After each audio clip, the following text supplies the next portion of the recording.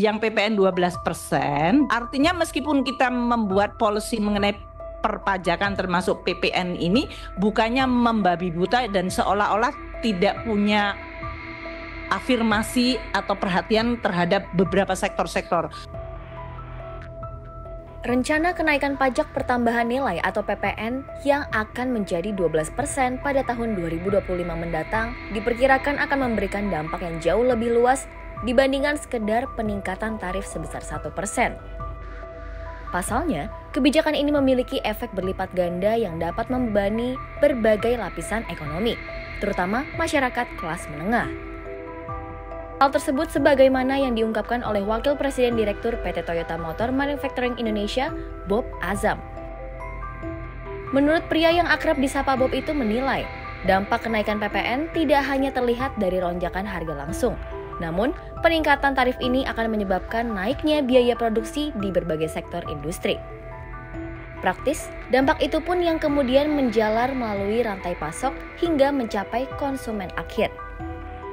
Sebagai akibatnya, harga barang dan jasa diperkirakan dapat meningkat lebih dari 1%, bergantung pada kompleksitas struktur industri yang terpengaruh oleh kebijakan dimaksud. Lebih jauh, kondisi itu pun juga yang akan menjadi masalah serius bagi kelas menengah, yang selama ini menjadi motor utama konsumsi domestik. Mengingat, kelompok ini sudah tertekan pasca pandemi COVID-19. Dengan banyaknya yang jatuh ke kelas menengah bawah atau bahkan kategori miskin. Situasi ini diperburuk oleh fokus bantuan sosial pemerintah yang lebih banyak menyasar kelompok miskin.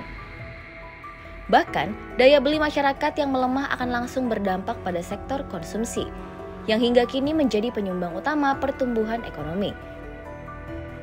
Bob pun mencatat, pada sektor otomotif saja misalnya, pada tahun 2024 telah mengalami penurunan hingga 15% akibat melemahnya permintaan. Kondisi terkait diperparah dengan kenaikan biaya produksi akibat PPN yang lebih tinggi. Oleh karenanya, Bob pun menyarankan agar pemerintah menunda kenaikan PPN, mengingat momentum saat ini tidak mendukung kebijakan yang bersifat kontraktif. Dirinya pun juga mengingatkan bahwa kenaikan tarif pajak tidak selalu berbanding lurus dengan peningkatan pendapatan negara, terutama jika ekonomi mengalami kontraksi.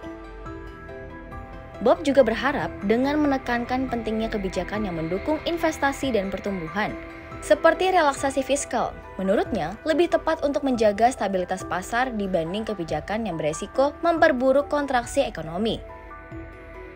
Terima kasih sudah menonton, ikuti terus berita otomotif kompas.com, dan jangan lupa like, comment, share, dan subscribe untuk mendapatkan notifikasi terbaru dari video kami selanjutnya.